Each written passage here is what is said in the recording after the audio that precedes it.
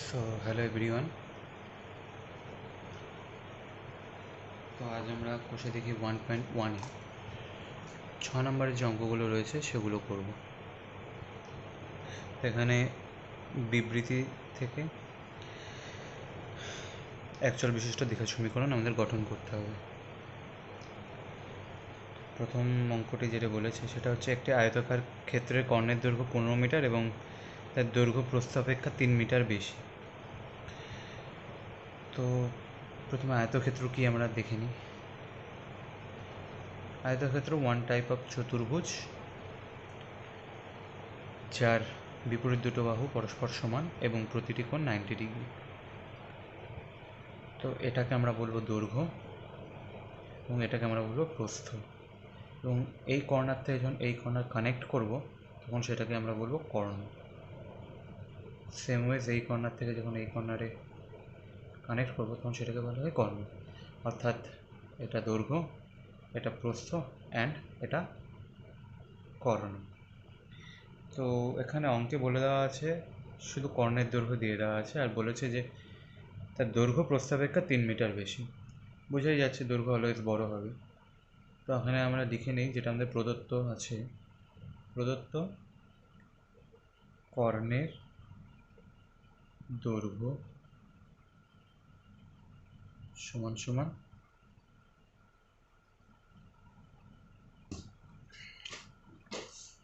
লাইটিংটা ঠিক করে নিই।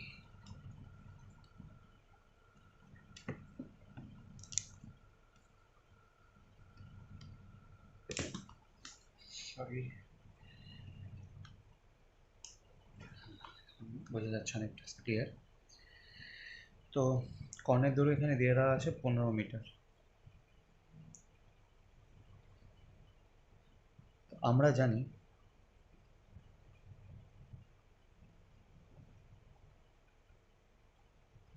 কর্ণ দৈর্ঘ্য অলওয়েজ রুট ওভার, এর একটা ফর্মুলাই রয়েছে কর্ণের দৈর্ঘ্যের ফর্মুলা, যেটি হলো রুট ওভার দৈর্ঘ্য স্কোয়ার প্লাস প্রস্থ স্কোয়ার। এখানে আমাদের দৈর্ঘ্যের দিয়ে দেওয়া নেই এবং প্রস্থ শুধু বলা আছে যে না, এখানে প্রস্থ দেওয়া আছে যে প্রস্থ দৈর্ঘ্য অপেক্ষা 3 মিটার বেশি। তো আমরা ধরে নেব, ধরি দৈর্ঘ্য সমান সমান এক্স মিটার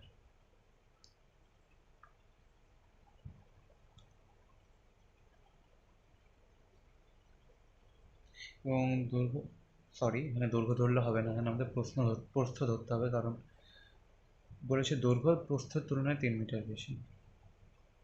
প্রস্থ সমান সমান আমরা এক্স মিটার ধরে নেব। সুতরাং দৈর্ঘ্য হয়ে যাবে তাহলে 3 মিটার বেশি। এবার প্রশ্ন অনুসারে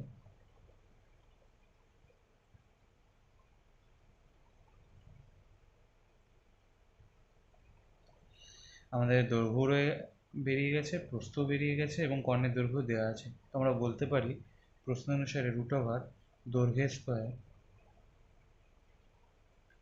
প্লাস প্রস্থের স্কোয়ার ইকুয়ালস টু এখানে যেটা দেওয়া আছে কোশ্চেনে 15 মিটার। তো এবার সলভ করব। সলভ করতে গেলে আমাদের প্রথমে উভয় পাশে স্কোয়ার করতে হবে। লিখে দিচ্ছি উভয় পাশে বর্গ করি। উভয় পাশে বর্গ করলে এদিকে স্কোয়ার উঠে যাবে, স্কোয়ার উঠে গেলে এক্স প্লাস 3 এর whole square plus x square equals to 15 square হচ্ছে 225। এবার এটাকে আমরা সলভ করব। এক্স প্লাস 3 এর হোল স্কোয়ার এটা আমরা জানি এ প্লাস বি হোল স্কোয়ারের সূত্র অনুযায়ী x square plus 2ab plus b square. তো আমরা এই সূত্রে ভেঙে দেবো এক্স প্লাস 3 এর হোল স্কোয়ারকে।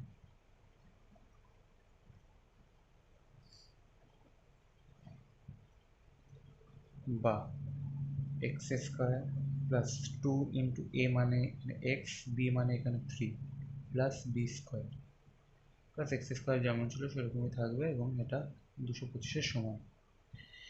এবার এই বিষয়টাকে আমরা হচ্ছে কম্প্যাক্ট করে লিখব। এক্স স্কোয়ার প্লাস 3 দুগুণে 6 এক্স প্লাস 3 স্কোয়ার মানে 9 plus x square equals to 2 to 5। X square আর এক্স স্কোয়ার আমরা যোগ করে দেবো, 2x square plus 6x plus 9। 225কে আমরা এপাশে নিয়ে এলে এটা মাইনাস 225 হয়ে যাবে ইকুয়ালস টু 0। তো এবার বা 2x স্কোয়ার প্লাস 6x, 225 আগে মাইনাস রয়েছে অর্থাৎ 9 থেকে এটা বিয়োগ হবে, সেরকম তো আমরা করতে পারবো না। 225 থেকে আমরা 9কে বিয়োগ করবো, মাইনাস 216 ইকুয়ালস টু 0। এবার এখানে আমরা দেখতে পাচ্ছি সব জায়গায় 2 কমন নেওয়া যাবে, তো সব জায়গা থেকে 2 কমন নিলে আমরা লিখতে পারি x square plus 3x minus 108 equals to 0। এই হচ্ছে আমাদের অ্যান্সার। আশা করবো তোমরা বুঝতে পেরেছ। খাতাটাকে একটা স্ট্রেট করছি, তোমরা একটা স্ক্রিনশট নিয়ে নিতে পারো।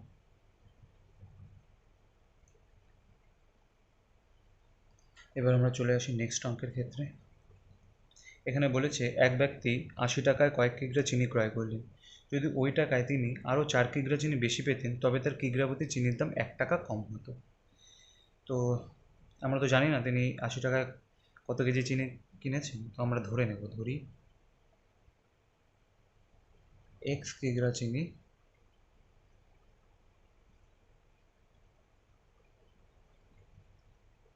তিনি 80 টাকায় ক্রয় করেছেন।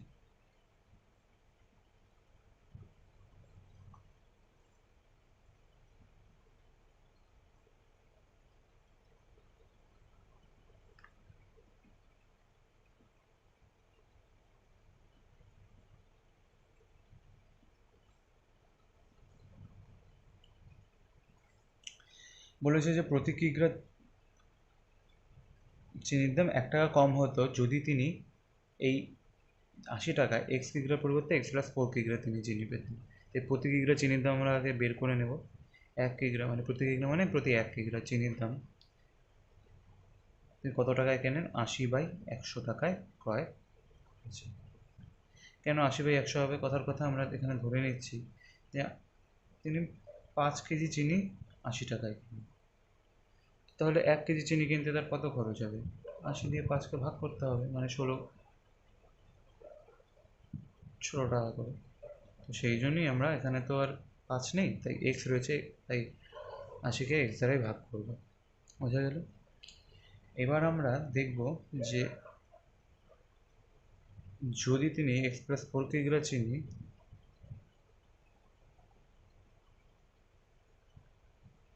80 টাকায় ক্রয় করতেন তবে 1 কিগ্রা মানে প্রতি কিগ্রা চিনি ক্রয় করতে তার খরচ হতো এত টাকা। এবার আগে যেটা ছিল সেটার থেকে যদি আমরা বর্তমান যেটা আছে সেটা যদি বাদ দিয়ে দিই তবে আমরা প্রতি চিনির দাম 1 টাকা করে কম পাবো। এখানে অনেকের মানে প্রশ্ন জাগতে পারে যে আমরা এটার থেকে এটা কেন বিয়োগ করবো, এখানে তো আরও 4 বেশি আছে, এখানে তো শুধু এক্স আছে, তাহলে এটাই তো বড় সংখ্যা। সেটা খুব ভুল ধারণা। আমরা অলওয়েজ জানি ভগ্নাংশের ক্ষেত্রে হরে যত বেশি বড় সংখ্যা হবে তত সেই ভাগফলটা তত ছোট আসবে, এবং যত ছোট সংখ্যা থাকবে হরের ক্ষেত্রে ভাগফলটা তত বড় আসবে। উদাহরণস্বরূপ আমি বলতে পারি 80কে যদি আমরা 5 দিয়ে ভাগ করি তাহলে সেটা আমার 16 আসছে, তো সেখানেই 80কে যদি আমরা 10 দিয়ে ভাগ করি তবে সেক্ষেত্রে 8 আসছে। তাহলে অলওয়েজ নিচে যদি হর যদি বড় হয় তাহলে ভাগফলটা অনেকটাই কম আসে, সেই জন্য আমরা এটার থেকে এটা বিয়োগ করব। অর্থাৎ প্রশ্নানুসারে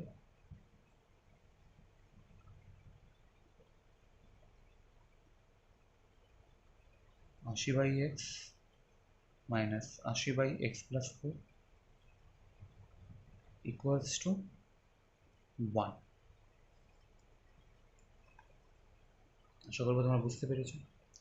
এবার এটাকে আমরা সলভ করব। সলভ করতে গেলে প্রথমেই উপর থেকে আমরা 80 কমন নিয়ে নেব। 80 কমন নিলে 1/x পড়ে থাকবে, এখান থেকেও 80 কমন নিলে 1/x প্লাস 4 পড়ে থাকবে ইকুয়ালস টু 1। বা 80টাকে আমরা এখানেই রেখে দেব। এবার এটা আমরা লসাগু করব। লসাগুর ক্ষেত্রে আমরা জানি ভগ্নাংশ লসাগুর ক্ষেত্রে যে এরকম থাকলে আমরা কোনাকুনি গুণ করে দিই। কোনাকুনি গুণ কেমন? এটা দিয়ে এটাকে গুণ করব, এক্স প্লাস 4 এটাকে দিয়ে এটাকে গুণ করো, minus x equals to 1 plus x minus x কেটে যাবে। অতএব 80 দিয়ে আমরা 4কে গুণ করে দেবো, ভেতরে 4 রয়েছে, 320, 4টা 32 আর 0 ডিভাইডেড এক্স দিয়ে আবার এটাকে ভেতরে গুণ করে দেবো, এক্স দিয়ে এক্সে গুণ করলে এক্স স্কোয়ার প্লাস এক্স দিয়ে 4কে গুণ করলে 4x ইকুয়ালস টু 1। এবার আমরা আবার কোনাকুনি গুণ করব। কোনাকুনি গুণের ক্ষেত্রে 320 দিয়ে যদি আমরা এটাকে গুণ করি, প্রথমে এক্স স্কোয়ার প্লাস 4 দিয়ে 1কে গুণ করি, x square plus 4x equals to 320 দিয়ে নিচেকে গুণ করলে 320 আসবে, কারণ নিচে কিছু নেই মানে 1 রয়েছে। এবার 320কে আমরা এপাশে নিয়ে আসবো, 320 ইকুয়ালস টু 0 হয়ে গেল তোমাদের দ্বিঘাত সমীকরণ। বোঝা গেল? এবার এটা একটা পুরোটা একটা স্ক্রিনশট নিয়ে নাও।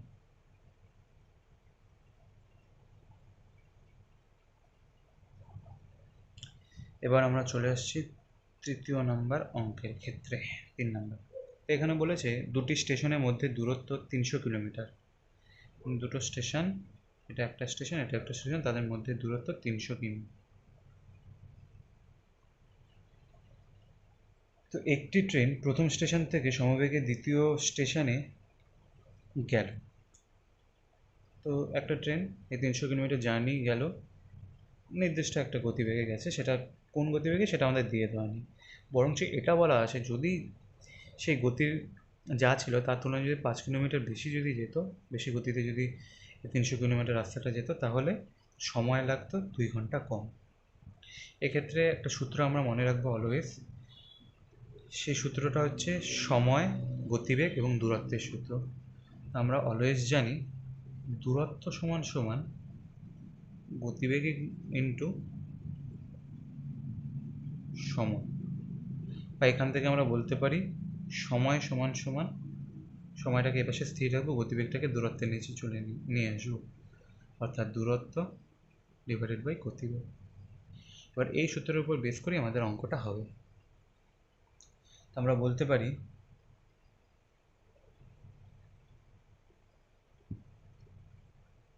দুটি স্টেশনের দূরত্ব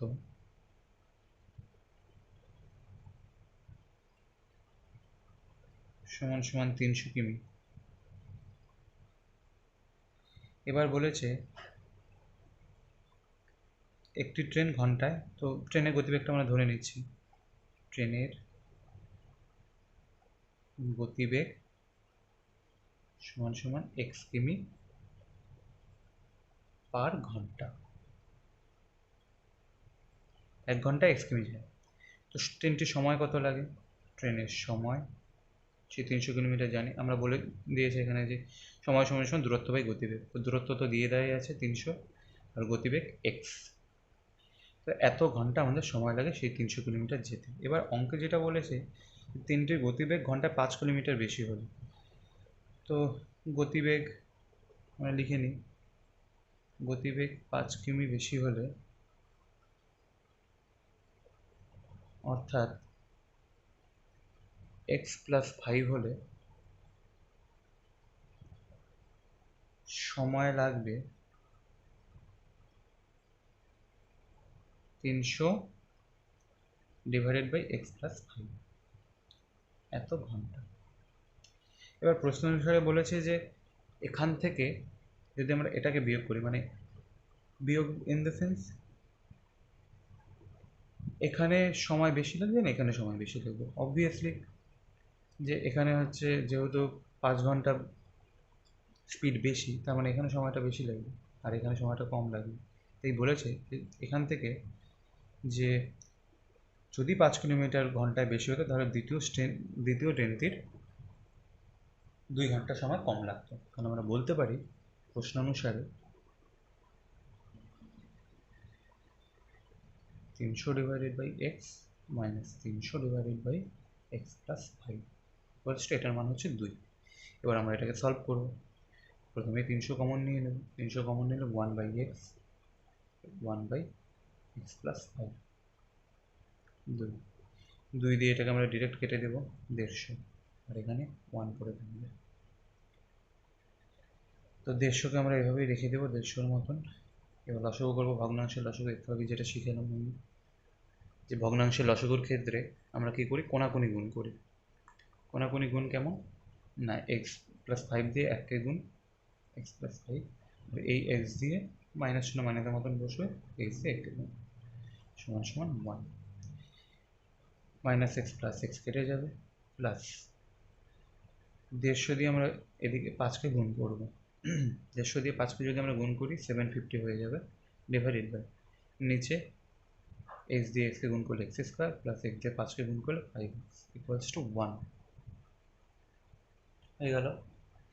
এবার কোনাকুনি গুণ করবো, কোনাকুনি গুণ করলে এক্স স্কোয়ার প্লাস 5x সমান সমান 750কে যদি নিচে কিছু নেই মানে 1 রয়েছে, 750কে গুণ করলে 750 গুণ করবো। এবার এক্স স্কোয়ার প্লাস 5x 750কে আমরা এই পাশে নিয়ে আসবো, মাইনাস 750 ইকুয়ালস টু 0। এই হয়ে গেল তোমাদের দ্বিঘাত সমীকরণ। তো আমি প্রথমে থেকে একবার বুঝিয়ে দেওয়ার চেষ্টা করবো তোমাদের। দুটো স্টেশনের মধ্যেকার দূরত্ব আমরা 300 কিলোমিটার আমরা জানি, অঙ্কে বলে দেওয়া আছে। তো এখান থেকে একটা সাধারণ সূত্রের মাধ্যম দিয়ে আমরা সময়টা বের করে নেব। প্রথমে সময়ের সূত্র হচ্ছে দূরত্ব বাই গতিবেগ। তো ট্রেনের গতিবেগ দেওয়া নেই, তো আমরা এখানে এটা ধরে নেব, ধরি ট্রেনের গতিবেগ x কিলোমিটার পার আওয়ার। তো সেই অনুযায়ী আমরা এখানটা পরপর করে যাব। তো প্রথমে ট্রেনটি যা সময় লাগে তার থেকে এখানে সময় 2 ঘন্টা কম লাগবে, তাই এর থেকে আমরা একে বিয়োগ করব। এটা মনে হতেই পারে, আমি আগেও বলেছি যে এটাকে বড় মনে হতে পারে, এটা কোনো সময় বড় হবে না, কারণ এখানে এক্স রয়েছে আর এখানে এক্সের সাথে আরও 5 যোগ, মানে হরের আরও পরিমাণ বেশি। তো হর যত বড় হতে থাকবে সংখ্যার পরিমাণ ভাগ করার পরে তত কমতে থাকবে। এবং এটা ছোটো সংখ্যা, এটা বড় সংখ্যা, তাই এই বড় সংখ্যা থেকে ছোটো সংখ্যাটা আমরা বিয়োগ করে দিলাম, তারপরে বাকিটা সলভ, সিম্পল। তো তোমরা চাইলে একটা স্ক্রিনশট তুলে নাও। এবার আমরা চলে আসছি 4 নম্বর অঙ্কের ক্ষেত্রে। তো এখানে বলেছে একজন ঘড়ি বিক্রেতা একটি ঘড়ি ক্রয় করে 336 টাকায় বিক্রি করলেন। তিনি যত টাকায় ঘড়িটি ক্রয় করেছেন শতকরা তার ততটাই লাভ হয়েছে। তো এক্ষেত্রে কিছু জিনিস আমাকে মাথায় রাখতে হবে তোমাদের, সেটা হচ্ছে ক্রয় মূল্য, বিক্রয় মূল্য, লাভ, এই বিষয়গুলোর সাথে সম্পর্ক কী। আমরা জানি যে আমরা যদি অলওয়েজ লাভ বের করতে চাই, পাশে লিখছি আমি, লাভ সমান সমান, লাভের ক্ষেত্রে কী হয়, অলওয়েজ বিক্রয় মূল্য বেশি হবে ক্রয় মূল্য অপেক্ষা, বিক্রয় মূল্য মাইনাস ক্রয় মূল্য, তাই না? তবেই তো জিনিসটাকে আমরা লাভ বলবো। সামথিং কোনো একটা জিনিস আমরা 5 টাকা দিয়ে কিনলাম, 5 টাকা দিয়ে কেনার পরে আমরা যদি সেটাকে 10 টাকা অর্থাৎ 10 টাকায় যদি বিক্রি করি, তবেই সেক্ষেত্রে 5 টাকা লাভ হলো। অর্থাৎ লাভ অলওয়েজ, লাভের ক্ষেত্রে বিক্রয় মূল্য অলওয়েজ বেশি হবে। তো এখানে আমরা ধরে নেব, মানে ঘড়ির ক্রয় মূল্য দিয়ে দেওয়া নেই, আমরা ধরে নেব ধরি। এবার আমরা চলে আসছি 4 নম্বর অঙ্কের ক্ষেত্রে। এখানে বলা আছে একটি ঘড়ি বিক্রেতা একটি ঘড়ি ক্রয় করেন, 336 টাকায় বিক্রি করেন এবং তিনি যত টাকা ঘড়িটি ক্রয় করেছিলেন তার শতকরা তত টাকা লাভ হলো। অর্থাৎ লাভ কখন হয়, লাভ অলওয়েজ তখনই হয় যখন বিক্রয় মূল্য থেকে ক্রয় মূল্যটা ছোট হয়। ধরো তুমি 5 টাকা দিয়ে কিছু একটা কিনলে, সেটা 10 টাকায় বিক্রি করলে, তবেই তো সেটা লাভ হবে না, মানে এখানে ক্রয় মূল্যটা ছোটো এবং বিক্রয় মূল্যটা ছোটো, তবেই তোমার 5 টাকার লাভ হলো। তো আমরা এখানে ধরে নেব, ধরি ক্রয় মূল্য সমান সমান এক্স।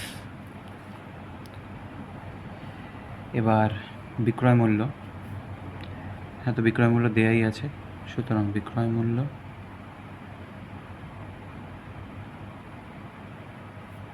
$336। এবার লাভ, লাভ আমি কি বললাম, লাভ বের করব, অলওয়েজ লাভ বিক্রয় মূল্য থেকে ক্রয় মূল্য বিয়োগ করে পাওয়া যায়। কথার কথা, তুমি 10 টাকা দিয়ে কিছু একটা কিনে 15 টাকায় বিক্রি করলে, তো এটা হচ্ছে সেলিং মানে বিক্রয় মূল্য, এটা হচ্ছে কস্ট প্রাইস, কথার কথা ক্রয় মূল্য।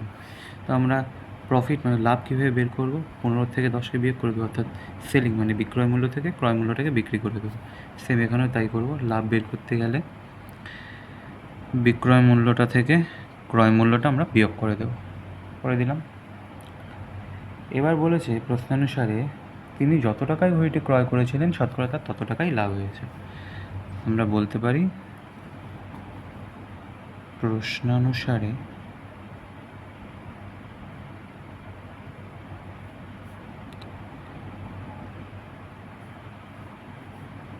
$336 - X =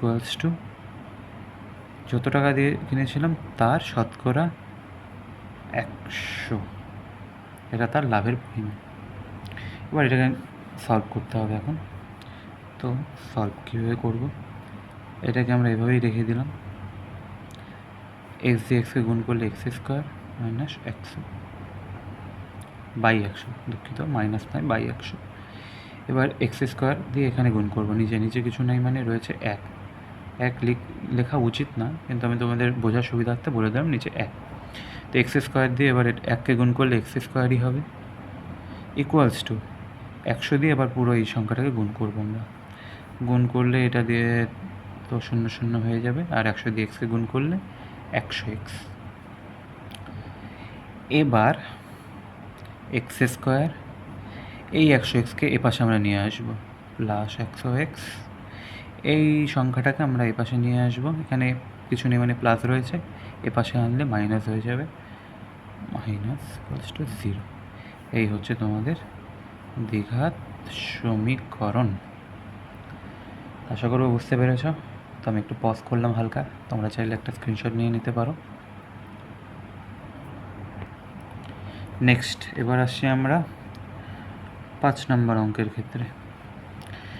তো এখানে বলা আছে, এখানে কিছু জিনিস বুঝতে হবে আমাদের। আমি এক অঙ্কটা পড়ে নিচ্ছি, তারপরে তোমাদের বুঝিয়ে দেবো। স্রোতের বেগ ঘন্টায় 20 কিলোমিটার হলে, স্রোতের বেগ ঘন্টায় 2 কিলোমিটার হলে রতন মাঝির স্রোতের অনুকূলে 21 কিলোমিটার গিয়ে ওই দূরত্ব ফিরে আসতে 10 ঘন্টা সময় লাগে। অর্থাৎ স্রোতের বেগ কথার অর্থ কী, নদী যখন উপর থেকে নামে তখন নদীর প্রচণ্ড গতি থাকে, নদী একটা নির্দিষ্ট দিকে বয়ে যায়, সেটাকে আমরা স্রোতের বেগ বলি। এবার সেখানে যদি আমরা কোনো নৌকা বা কোনো মানুষ বা কোনো কাঠের গুঁড়ি যদি আমরা ভাসিয়ে দিই, বা প্লাস্টিক, জীবজন্তু, মানে বিভিন্ন জিনিস তো ওপর থেকে ভেসে এসে তোমরা হয়তো খেয়াল করেছো, দেখেছো, সেটাকে আমরা বলি স্রোতের অনুকূলে যাওয়া। মানে স্রোত যেদিকে যাচ্ছে, এদিকে স্রোত যাচ্ছে, ঠিক একই পথে সেই বস্তুটি যাচ্ছে। তো এখানে ঠিক তেমনি রতন মাঝি স্রোতের অনুকূলে 21 কিলোমিটার গেছে। তো এখানে শুধু স্রোতের বেগটা দিয়ে দেওয়া আছে, রতন মাঝির বেগটা দিয়ে দেওয়া নেই। তো আমরা ধরি রতন মাঝির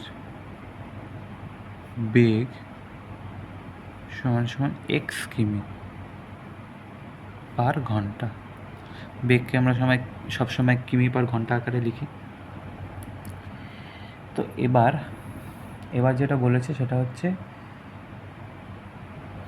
স্রোতের বেগ ঘন্টায় 2 কিলোমিটার। তো আমরা যখন স্রোতের অনুকূলে যাই তখন এই বস্তুটা বা এই ব্যক্তিটার বেগের সাথে, মানে যেই বস্তুটা বা যেই ব্যক্তিটা যাবে স্রোতের অনুকূলে, তার সাথে স্রোতের বেগের যোগ করতে হয়। স্রোতের বেগ সমান 2 কিলোমিটার প্রতি ঘন্টা।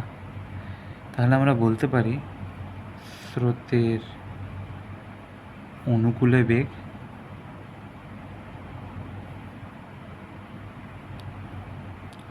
x + 2 কিমি পার ঘন্টা। এটা হচ্ছে স্রোতের অনুকূলের বেগ। এবার স্রোতের প্রতিকূলের বেগটা, মানে এখানে বলেছে প্রতিকূল লিখে দেওয়া নেই, কিন্তু বলেছে তিনি ওই দূরত্ব আবার ফিরে আসতে সময় লাগে। তো এটা অলওয়েজ প্রতিকূলই হবে, কারণ এমন তো না যে এক সময় নদীটা এদিকে বইছিল এখন আবার উল্টো দিকে বইবে, এরকম তার কোনো বিষয় নেই। আর আমরা ভূগোল পড়ছি না এখানে, তো আমাদের ধরে নিতেই হবে নদীটা একই দিকে বইছে। তো এই দিকে নদী বইছে, আমরা আসছি এই দিকে, নদীর বেগ এই দিকে, আমরা আসছি এই দিকে। তো এই ক্ষেত্রে সেই ব্যক্তির যা বেগ থাকবে তার থেকে নদীর বেগকে আমরা মাইনাস করে দেবো, কারণ আমরা অপোজিট দিকে আসছি। একই দিকে গেলে প্লাস করতে হয়, মানে গতিবেগটাকে আমরা প্লাস করে দেব, কারণ দুটো একই দিকে বইছে। যদি অপোজিট দিকে আসে তখন আমরা মাইনাস করে দেবো। এখানে আমরা লিখি, অর্থাৎ ফেরার সময়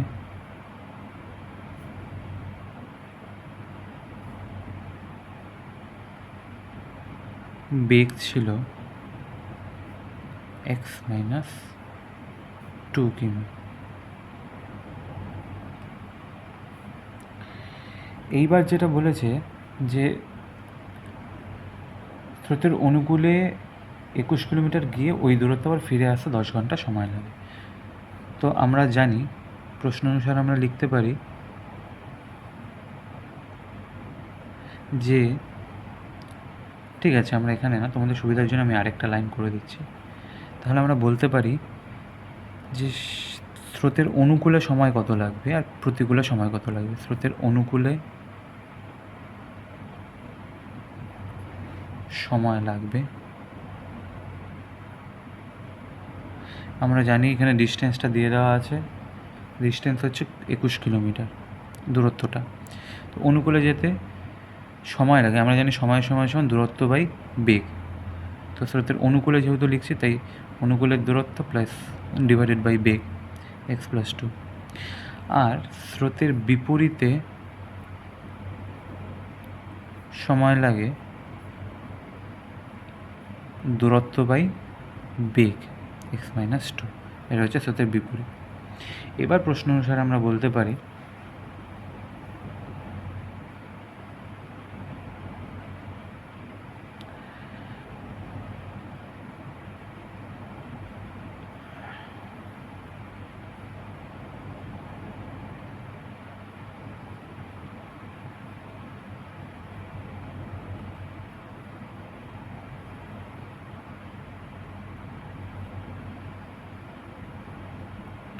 বোঝা গেল? কারণ আমাদের বলেছে স্রোতের অনুকূল এবং প্রতিকূলের যে সময় লাগবে সেই দুটো টোটাল যোগ করলে আমরা 10 পাবো। কারণ এটা যাওয়ার সময় বেগ, যাওয়ার সময়ের সময়, এটা আসার সময়ের সময়, এই দুটো যোগ করেই তো আমরা 10 পাবো। এবার এটাকে আমরা সলভ করব। x+2 x-2। আমি আগেই বলেছি, আবারও বলছি যে এরকম ক্ষেত্রে আমরা কোনাকুনি গুণ করব। তো কোনাকুনি গুণ করলে হবে 21 দিয়ে যদি আমরা এটাকে গুণ করি 21x মাইনাস 21 দুগুণে 42। সেম ওয়েতে এটা দিয়ে যদি এটাকে গুণ করি প্লাস চিহ্ন প্লাসের মতোই বসবে, 21x প্লাস 21 দুগুণে 42 ইকুয়ালস টু 0। প্লাস 42 মাইনাস 42 কেটে গেল, 21x মানে 42x ডিভাইডেড বাই, আর এটা একটা সূত্র পড়ে যাচ্ছে। কোন সূত্র? আমরা অলওয়েজ জানি এটা হচ্ছে a+b। দেখো এটা অনেকটা a+b ইন্টু a-b ফর্মে আছে। আমরা জানি a+b into a-b a² - b² এর সূত্র। তো আমরা এটাকেও ঠিক এই উপায়ে লিখব। এটাকে যদি আমরা a² - b² এর সূত্রে লিখি তাহলে x² minus 2a² equals to 10। এবার এটাকে পুরোটাকে আমরা সলভ করে কোনাকুনি গুণটুন করে একটা সমীকরণ বানানোর চেষ্টা করব। তো 42x উপরে এরকমই রাখলাম, x² - 4 = 10। এবার কোনাকুনি গুণ করব। কোনাকুনি গুণ করলে 10x² মাইনাস 40 = 42x। এবার এই পাশে করে দিচ্ছি বাকিটা আমি। 10x² এই 42xকে আমরা এই পাশে নিয়ে আসবো, মাইনাস 42x প্লাস দুঃখিত মাইনাস 40 = 0। এবার চাইলে তোমরা এটাকে 2 দিয়ে ভাগ করেও নিতে পারো। 2 দিয়ে ভাগ করলে এটা দেখতে অনেকটা এরকম হবে।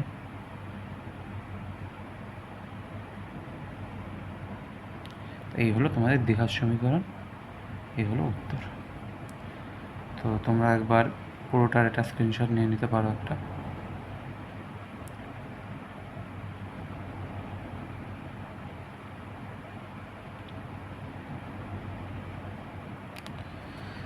তো এবার আমরা যাচ্ছি পরবর্তী অঙ্কের দিকে। তো এখানে যে অঙ্কটা বলেছে খুব সুন্দর একটা অঙ্ক, এখানে একটা সুন্দর কনসেপ্ট আছে, সেটা হচ্ছে টোটাল এরিয়ার কনসেপ্ট বা টোটাল কাজের কনসেপ্ট। এখানে বলেছে আমাদের বাড়ি বাগান পরিষ্কার করতে মুহিম অপেক্ষা মজিদের 3 ঘন্টা বেশি সময় লাগে, তারা উভয় একসঙ্গে কাজটি 2 ঘন্টায় শেষ করতে পারে। তো আমরা জানি না কতটা কী রয়েছে, তো আমরা এটা ধরে নেব। ধরি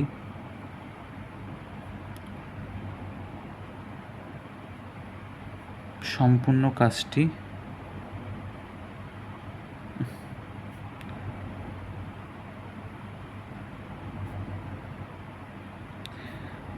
এক অংশ।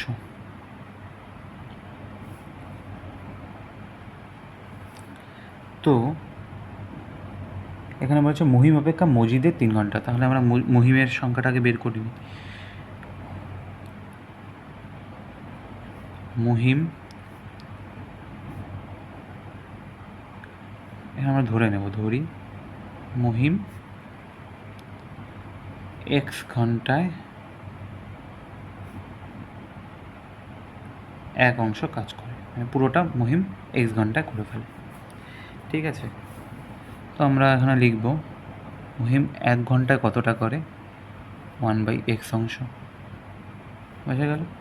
এবার মহিম 2 ঘন্টায় কতটা কাজ করে সেটাও আমরা বের করে নিতে পারলাম 2 দিয়ে গুণ করে। এটা গেল মহিমের 2 ঘন্টার কাজ। এবার মজিদের বিষয়টায় আসি।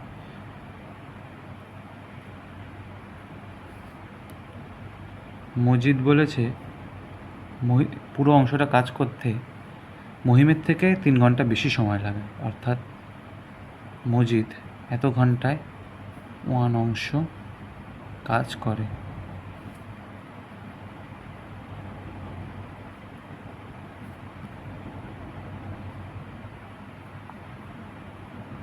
বোঝা গেল? তো মজিদ 1 ঘন্টায় কতটা করে, 1/x + 3। আর মজিদ 2 ঘন্টায় কতটা কাজ করে, 2/x + 3।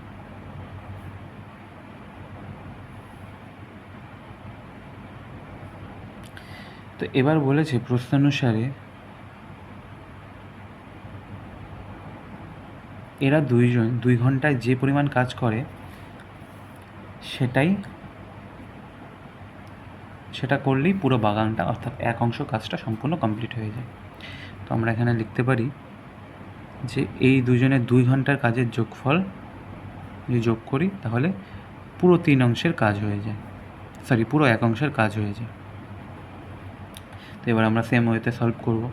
বা কোনাকুনি গুণ, x দিয়ে 2কে গুণ করলে 2x প্লাস 2 দিয়ে 3কে গুণ করলে 6। সেম ওয়েতে ax দিয়ে একে গুণ করব প্লাস 2x ইকুয়ালস টু 1।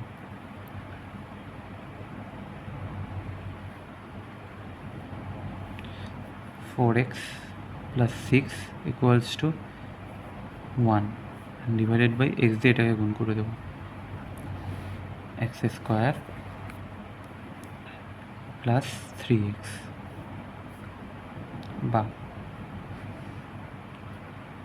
এবার কোনাকুনি গুণ করবো আমরা, x² plus 3x equals to 4x plus 6 হয়ে গেল কোনাকুনি গুণ। এবার x² plus 3x minus 4x minus 6 equals two 0। এবার বলতে পারি x² মাইনাস এক্স, 3x থেকে মাইনাস 4x করলে minus x minus 6 equals two 0।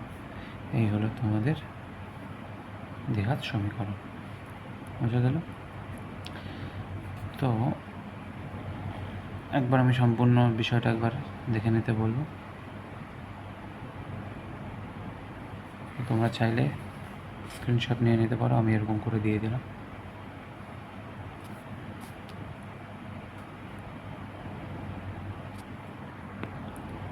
So next 7 নম্বর অঙ্ক। এটাও একটা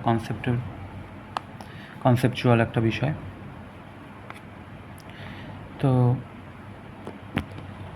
এখানে যেটা বলেছে সেটা হচ্ছে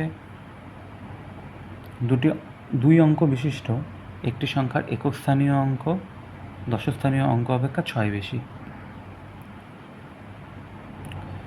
তো এটা এখন আমাদের করার পালা। আমরা আগে একটা ছোট্ট জিনিস বুঝে নেব। যে সংখ্যা কীভাবে আমরা লিখি। কোনো সংখ্যা, কথার কথা মানে যে কোনো 2 অঙ্কের সংখ্যা আর কি, যেমন 15। তো এটাকে আমরা কীভাবে লিখব? এটা হলো একক, এটা হলো দশক। তো আমরা এটাকে এইভাবে লিখতে পারি তো, 10 × 1 + 5, তাহলেও কিন্তু এই 15ই আসবে। অর্থাৎ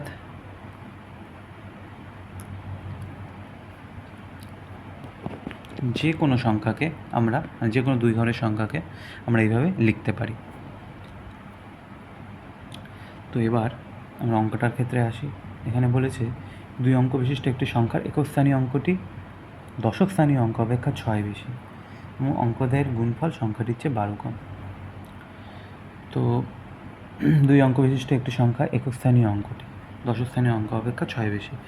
তো আমরা ধরি একক স্থানীয় অঙ্কটি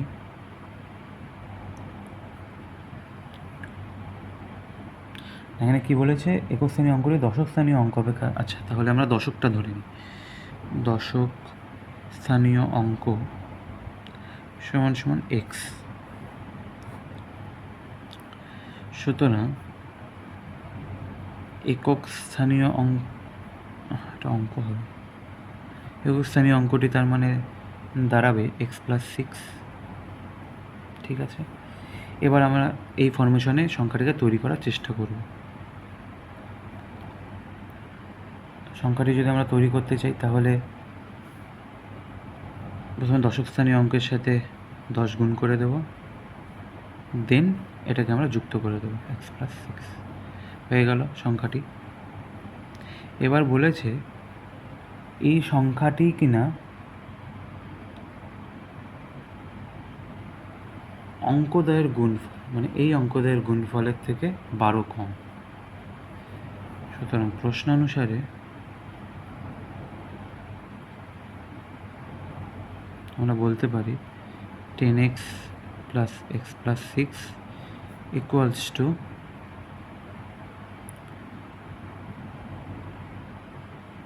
অঙ্কদ্বয়ের গুণফল, অর্থাৎ একটা অঙ্ক x এবং আরেকটা অঙ্ক x + 6, তাদের থেকে 12 কম।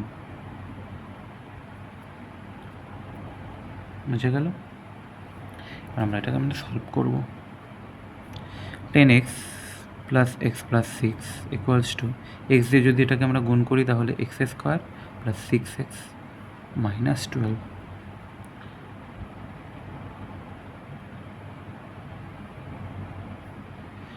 এর সাথে x যোগ করলে 11x + 6, x² আমরা এই পাশে নিয়ে এলাম, 6xকে আমরা ওই পাশে নিয়ে এলাম, 12কেও আমরা এই পাশে নিয়ে এলাম।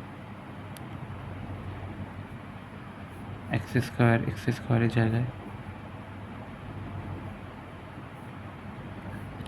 +11x থেকে -6x বিয়োগ করলে 5x, অ্যান্ড 12-র সাথে 6 যোগ করলে 18। এবার পুরো সংখ্যাটাকে আমরা মাইনাস দিয়ে একবার গুণ করে দেবো, x² - 5x - 18 = 0। এই হচ্ছে তোমাদের দ্বিঘাত সমীকরণ। তো আমি একটু পজ করছি, তোমরা স্ক্রিনশট তুলে নাও। তবে একটা জিনিস আমি একটু ক্লিয়ার করতে চাই, এখানে আমার একটু বুঝতে ভুল হয়েছিল। সেটা হচ্ছে এখানে বলেছে যে অঙ্কদ্বয়ের গুণফল সংখ্যাটির চেয়ে 12 কম। এই গুণফলটা সংখ্যার থেকে 12 কম, নাকি সংখ্যাটা গুণফলের থেকে 12 কম।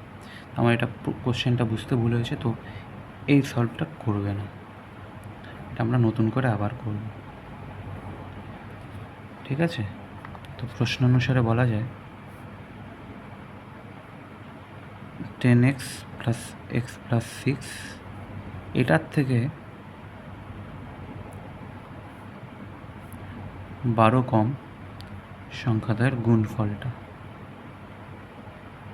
আশা করি বুঝতে পেরেছো এবার। সরি, আমার একটু ভুল হয়ে গেছিলো ওই জায়গাটা। তো 11x + 6 - 12 = x² + 6x। এবার এগুলোকে আমরা এই পাশে নিয়ে আসবো। তো minus x square plus 11x minus 6x, 6 থেকে 12কে বিয়োগ করলে -6 equals two 0, minus x square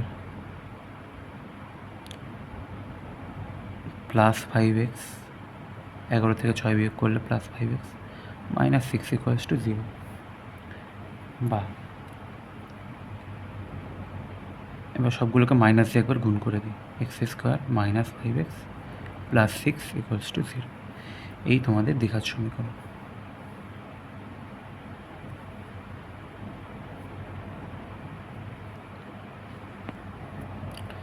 so একটা ভুল হয়ে গেছিলো, আমি পুরো অঙ্কটা করে ফেললাম, রেকর্ড করার পরে আমি দেখছি যে ক্যামেরা অন করিনি। তো করে ফেলেছি যেহেতু, আমি এটার উপর দিয়ে তোমাদের বুঝিয়ে দেওয়ার চেষ্টা করছি।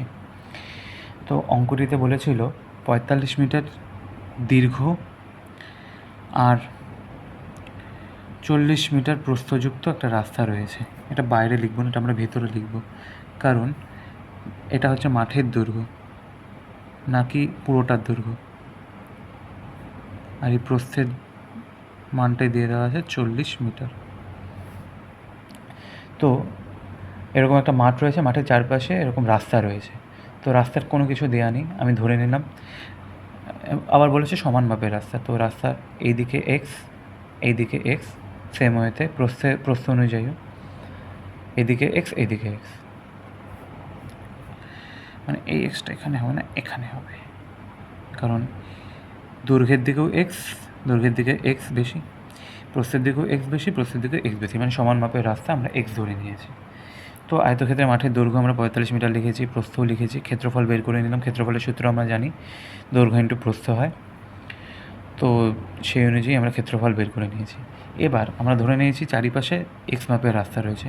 কনসেপ্টটা এখানে কী লাগাচ্ছি আমরা, যে না, পুরো মাঠের ক্ষেত্রফলটা বের করে নিলাম, দেন রাস্তার ক্ষেত্রফলটা আমরা বের করব, তারপর মাঠের ক্ষেত্রফল থেকে পুরো, মানে রাস্তা সহ ক্ষেত্রফল আগে বের করব, বের করে পুরো রাস্তা সহ ক্ষেত্রফল মাঠের ক্ষেত্রফল থেকে যদি বিয়োগ করি, তবেই আমরা রাস্তার ক্ষেত্রফলটা পেয়ে যাব। তো সেই অনুযায়ী রাস্তা সহ প্রথমে দৈর্ঘ্য লিখলাম। 2x কেন লিখলাম, কারণ এদিকেও দৈর্ঘ্য রয়েছে, এদিকেও দৈর্ঘ্য রয়েছে, তাই 2x, কারণ দুই দিকেই সমান মাপের রাস্তা। সেম হয়তো প্রস্থ 2x। এবার ক্ষেত্রফল আমরা বের করলাম এরকম। এবার প্রশ্ন অনুসারে এটা হচ্ছে রাস্তা সহ ক্ষেত্রফল, আর এটা হচ্ছে শুধু মাঠের ক্ষেত্রফল। রাস্তা সহ ক্ষেত্রফল থেকে যদি মাঠের ক্ষেত্রফল আমরা বিয়োগ করি, তবেই তার মানটি দিয়ে দেওয়া আছে প্রশ্নে 450। এবার গুণ করলাম, গুণের ক্ষেত্রে প্রথমে 45 দিয়ে 40কে গুণ করলাম, 1800 এলো। 45 দিয়ে 2কে গুণ করলাম, 90x এলো। 2x দিয়ে 40xকে গুণ করলাম, 80x এলো। 2x দিয়ে 2xকে গুণ করলাম, 4x স্কোয়ার এলো, মাইনাস 1800। প্লাস 1800 মাইনাস 1800 কেটে গেল, এটা যোগ করে 170x, 4x স্কোয়ারকে সামনে নিয়ে এসছে, এবং এটা 450। এখানে আমরা 2 দিয়ে পুরোটাকে ভাগ করে দিয়েছি, তো 2 দিয়ে ভাগ করে দেওয়ার পর এটা এসছে। আর 225কে আমরা এপাশে নিয়ে এলে 225 মাইনাস, এটাই হয়ে গেল একটা দ্বিঘাত সমীকরণ। আশা করবো তোমরা বুঝতে পেরেছো, এবং আমি একবার দিয়ে দিচ্ছি পুরোটা, তোমরা চাইলে একটা স্ক্রিনশট তুলে নিতে পারো।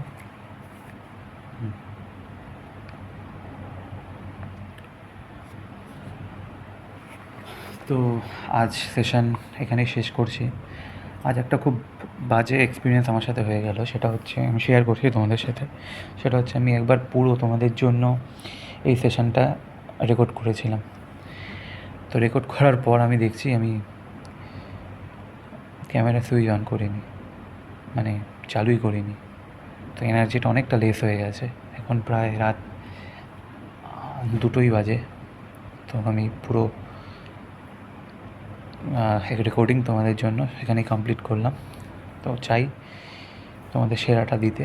আশা করবো তোমরা এইভাবেই পাশে থাকবে, এবং কোনো কিছু যদি বুঝতে অসুবিধা হয় কমেন্ট বক্সে আমাকে প্রশ্ন করো, আমি সেগুলো সলভ করার চেষ্টা করব। এবং আমি একটা টেলিগ্রাম চ্যানেলের লিঙ্কও দিয়ে দেবো, সেখানে আমি এগুলোর হ্যান্ড আউট, মানে এই হ্যান্ড রিটেন নোটস যেগুলো আছে সেগুলো PDF পাইল আপ করে আমি তোমাদের দিয়ে দেবো। এবং তার সাথে তোমাদের যদি কোনো কোয়ারিজ থাকে সেগুলো আমাকে জানানোর চেষ্টা করবে, আমি সলভ করব। তো আজকে এখানেই রাখছি। Thank you.